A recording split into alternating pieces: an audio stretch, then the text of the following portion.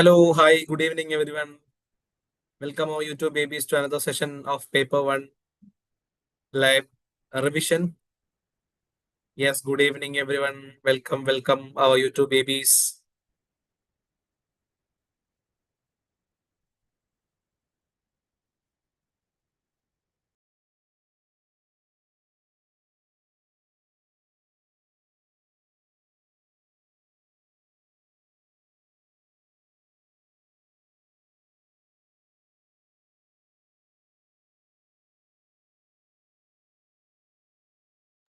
Yes, Anjan, good evening. Yes, Ruchi Bansal, good evening. Very good evening, all. Yet another session of Paper One. Yes, the exams are very nearby. I think it's just, what do you know? Rubam, good evening. Yes, I'm very fine. Ruchi, how are you all? Are you doing well? I'm having a little bit cold, cough, and fever, but like it's they have nothing to do with the paper one live revisions. I thought I know that like my YouTube babies will be waiting in the YouTube lives. So in the YouTube you'll be waiting for me. So I thought that nothing can stop me. So this old cold cough and I kept it aside. It's still there, but it's okay for me. No worries. Yes, Ankini, yeah, fine. Okay, okay. Good evening, good evening. Yes, hello. Can we just start because we are having today a revision regarding higher education part. Higher education, it's a very important part in the UGC net paper one. There are short parts in higher education. You can get questions from the commissions. You can get questions from the constitutional bodies like statutory bodies like NCT, NAT, UGC, and all, and with the schemes of education regarding with the government, and also some of the questions regarding the governance and administration also they can ask. Okay, maybe regarding with the current affairs part they can ask. So there also you should take care of. So we look on to some of the questions regarding higher education. Can we learn? Yes, are you ready, everybody? Yes, good evening.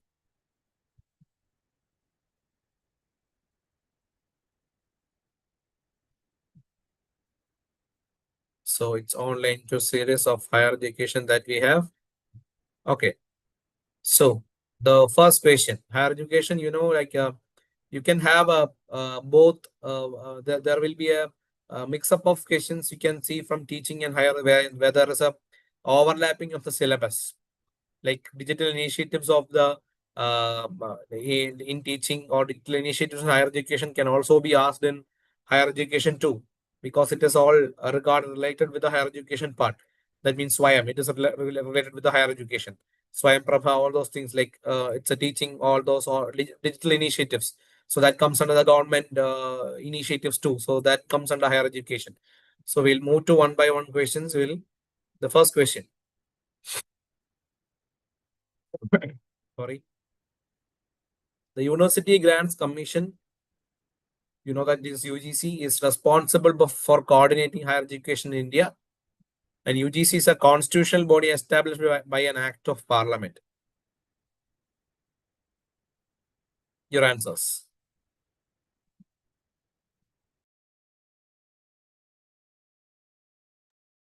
UGC, you need to you should give focus upon this UGC, because like as you're attempting UGC net paper one. So some answers are like A, B. Yes, I need answers from everyone. Those who are watching, please let us discuss now. So your answers A, B, A, B. Okay.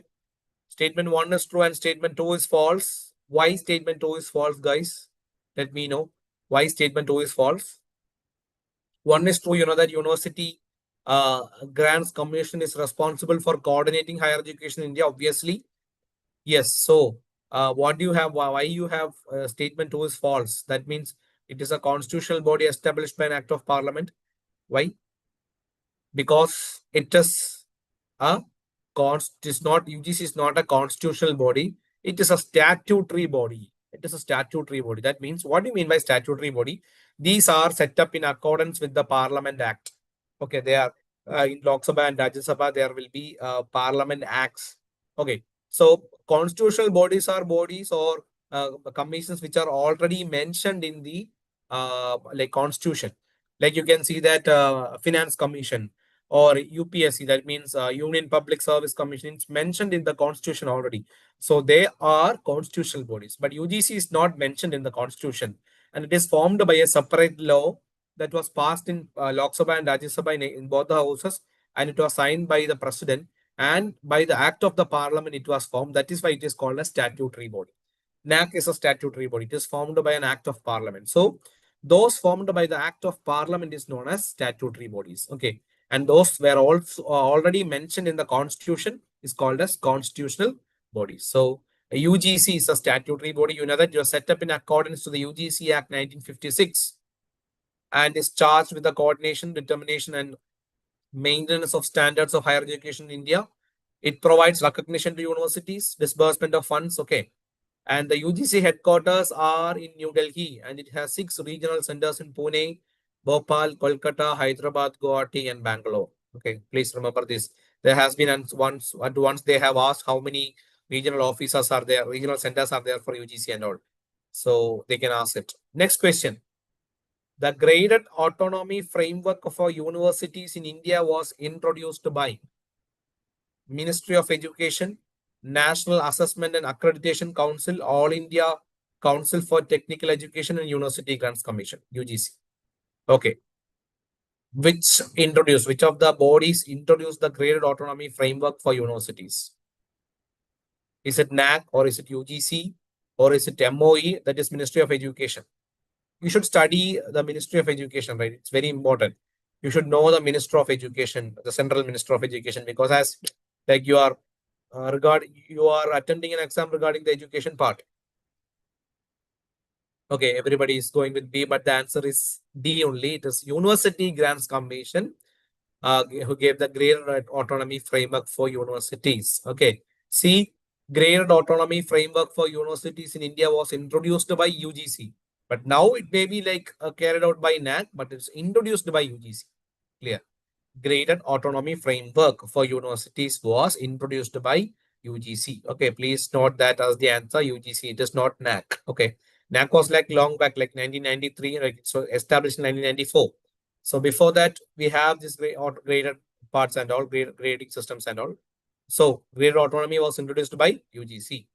Next question. So in 2018, UGC has introduced norms for granting graded autonomy to universities. As per that, universities are classified into category 1, 2, and 3 based on predefined parameters. That means autonomous universities. Okay. That was by UGC. What is the timeline produced by Harsha? It's from the PYQ based. What is the timeline produced by NEP 2020 to raise the gross enrollment ratio in higher education to 50%? So you are getting two informations. One is the timeline you're getting, and you should get that from the question. The gross enrollment ratio in higher education to be raised to 50%, and that is suggested by NEP 2020. Okay, it is to 50%. And is it in 2025, 30, 35, or 40? Okay. Obviously, you can eliminate 2025 because it is there. Now it is 2025, right? Answers. See, in NEP 2020, you should study this in detail. Whenever I am dealing with the questions of NEP 2020, study in detail. Okay. It's very important. GER is very important. This is a question regarding the PYQ because GER was asked. Okay. So the answer goes with everybody is giving the correct answer only. It is 2035. Some 2030 I can see, but all the other timelines maybe regarding with the suggestions in the like maybe like implementing the 4-year integrated programs or implementing the multiple exit options or multiple exit degree programs. All that timelines for 2030. But for GER, especially, it is 2035. Okay. For GER, that is gross enrollment ratio in higher education, it is to be raised to 50%. Do you know the ratio now? It is near to 30% in India. The GER in higher education in India is near to 30%. And now it should be raised to 50% by the year 2035. That was suggested by NEP 2020. That's very important. What is GER? It is at higher education level is the ratio of people enrolled in higher education to the population at the age group of 18 to 23. Okay. In 2017-18, India's GER was 27.4. That's what I was telling, near to 30. So the government of India has targeted to raise the gross enrollment ratio to 50% by 2035. Okay. So that's it. Going next one. Statement level question, Rosa. Every time, Rosa, there can be a questions from Rosa. Like it's a very important part because it is a scheme for education. So the Rashtriya Uchchadar Shiksha Abhiyan aims to improve the quality of higher education and promote equity in access. Okay. Or statement 2, Rosa provides funding for the establishment of new universities only in metropolitan cities. One is true and two is false. One is false and two is true. Both statements are true and both statements are false. Answer. Is it B or is it C? Is it D? Some answers are coming like A, then B, some A's, again B. Okay. So can I go with the answer? So it's actually statement 1 is true and statement 2 is false. Okay. Because 2, RUSA is not for providing fund for establishing the new universities. It is just providing providing fund for improving the quality of higher education. RUSA is not for the establishment of new universities in the metropolitan cities. Okay. So going to the next question. RUSA, you know that it is the Hindi for National Higher Education Mission. It's a holistic scheme for development for higher education in India, initiated in 2013. Okay. It is a centrally sponsored scheme. Funding is by the central ministry. It is through the state governments and in union territories. The funding ratios are also there. Okay. So next question. The National Institutional Ranking Framework in India evaluates higher education institutions based on various parameters, including research output, student attendance, library, infrastructure, administrative hierarchy. So which is the answer that you have for this? NIRF, they rank the higher education institutions and also the universities based on different parameters. So including which? Research output, student attendance, library infrastructure, administrative hierarchy. So these NIRF is very important where you can they rank the higher education institutions and also the universities in the country. Okay, so which is the answer? Is it A? Okay, everybody is answering it as A. Very good. Answer is A. It is research output. Okay, it is research output. So NIRF is a ranking methodology adopted by the Ministry of Education, Government of India to rank institutions. And it was approved and launched on 29 September 2015. Remember that date and year also. Depending on their areas of operation, institutions have been ranked under 11 different categories. There are overall category, universities, colleges, engineering, management, pharmacy, law, medical, architecture, dental, and research. And the framework uses several parameters for ranking purposes like resources, research, and stakeholder perception and all. Okay. And they have been grouped into 5 clusters, and these clusters were assigned certain weightages also. So NIRF, it's a ranking methodology. And also, depending on the operations, they are categorized under level different categories, 11. And it was launched on 2015. These are the important points that you should remember. Next one. When you study commissions, this is a very important commission during the pre-independent period. The Michael Sadler Commission was constituted to study the problems of, if you know the other name of Sadler Commission, obviously you can answer this. Calcutta, Madras, Bombay, and more than one of the above. Which of the options that you will go with? Michael Sadler Commission was constituted to study the problems of Calcutta, Madras, Bombay.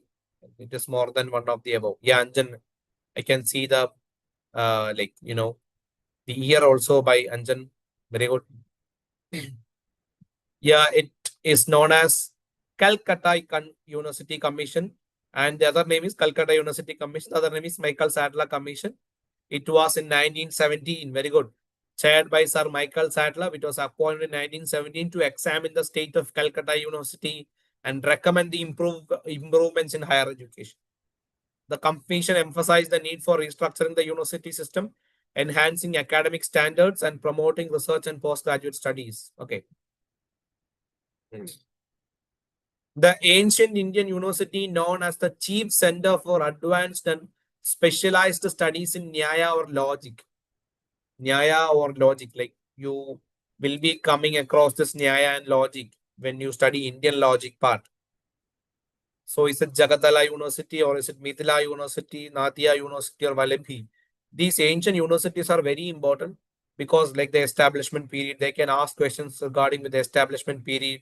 Okay, like who established it, who was the main proponent of, or who was the main students under these universities. Okay, all those they can ask. Founder of these universities, who destroyed these universities. There were questions regarding that. Yes, Agni Sadler is also known as Calcutta University Commission. Yes. So all answers with some B, some D, all some more D's are there now. Yeah. Wallaby, you are saying it's Wallaby. Okay. Let us check the answer. It is actually Mithila University, not Wallaby. It is Mithila University. Okay. So Mithila University's existence since the time of Rajanak. That means Rajanak, you know who is Rajanak? Sita's father. It was famous for the Brahminical system of education. Rishis and other learners took part in the conferences held in this university. And the subjects like literature, fine arts, science, the scriptures, including Vedas, Nyaya Shastra, were offered by this university. Later, Nyaya and Tarka Shastra were two famous subjects in this university. So, Nyaya and also logic was taught in Mithila University. Okay, not in Vallabhi, it's Mithila University.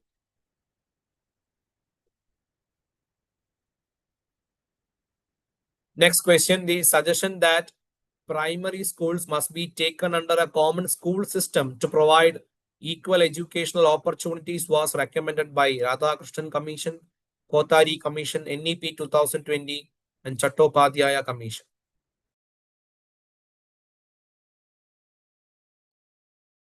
Which is the commission that suggested or recommended that the primary schools must be taken under a common school system? Is it Radhakrishnan or is it Kothari or is it NEP 2020? Obviously, you can cancel, you can eliminate NEP 2020 because it's already, primary schools are already in the common school system. Okay.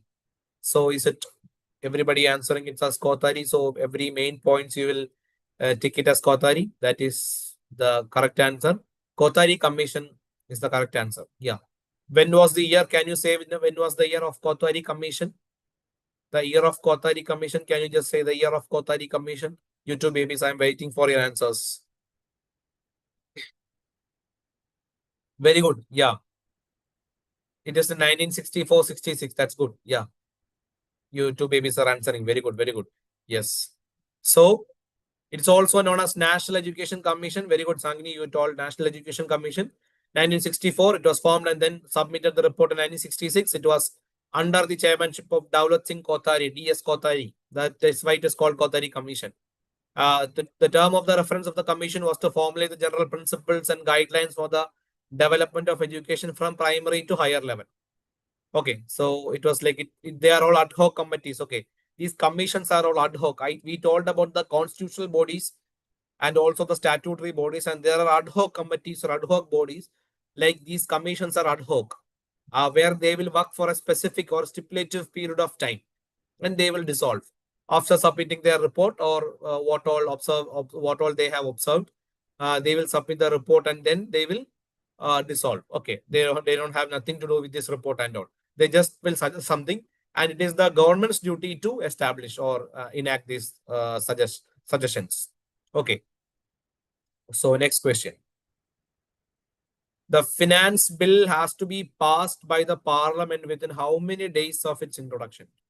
Finance bill. It's a very important bill that's regarding with the finance.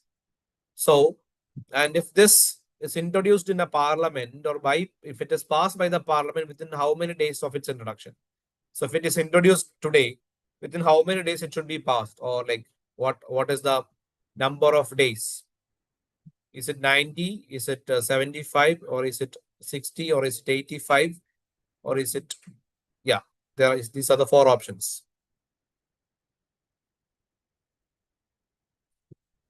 Yes. Answers. I can see the answer 90, some 75. Okay. The answer is 75. The answer is 75. So with its introduction, 75 days it should be passed. Finance bill should be passed.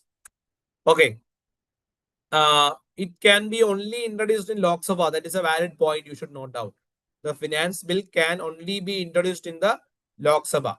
The finance bill has to be passed by the parliament within 75 days of its introduction. However, the Rajya Sabha can recommend amendments in the bill. It must be passed in Lok Sabha by a simple majority of all members present and voting. A finance bill is a money bill as defined in Article 110. So Article 110 states the things regarding the finance bill and money bill. A money bill passed by the Lok Sabha is deemed to have been passed by the Rajya Sabha also when no action is taken by the upper house within 14 days. That means if the finance bill is passed in the Lok Sabha and if it is not passing in Rajya Sabha by 14 days, by default it is passed. Okay. So that only in Lok Sabha the finance bill can be introduced. And Rajya Sabha have nothing to do with the finance bill. They can only recommend some amendments or suggestions. Okay. If they are not taking no actions within 14 days, it is deemed to have been passed or default to be it is passed. Okay. This all comes under the policy governance. Sorry. In which of the following ancient Indian universities the culture and civilization of Tibet was built mainly through the writings of the scholars?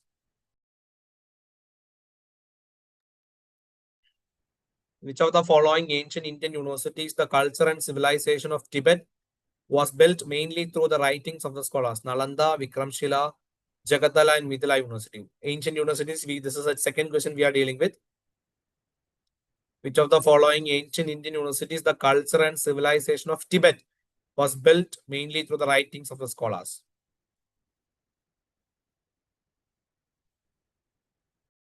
Okay, you are telling it as Nalanda, Vikramshila. Some Nalanda, some Vikramshilas. The answer is Vikramshila. The answer is Vikramshila.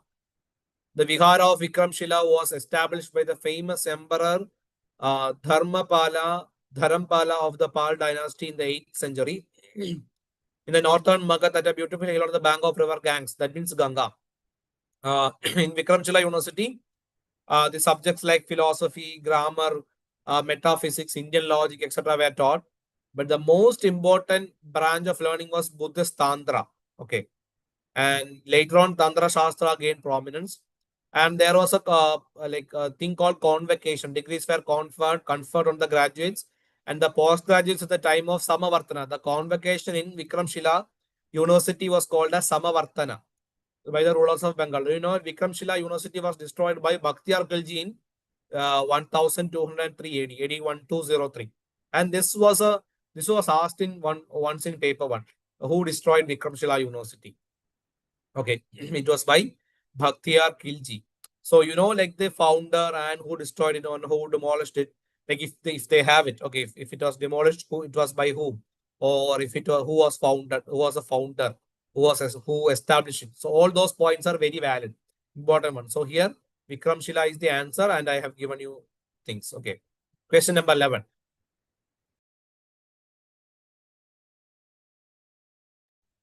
Which of the following statements are correct about Lok Sabha? The constitution puts a limit on the size of the Lok Sabha. The size and the shape of a parliamentary constitution is determined by the election commission. First past the post electoral system is followed. The speaker of Lok Sabha does not have a casting vote in case of inequality of votes.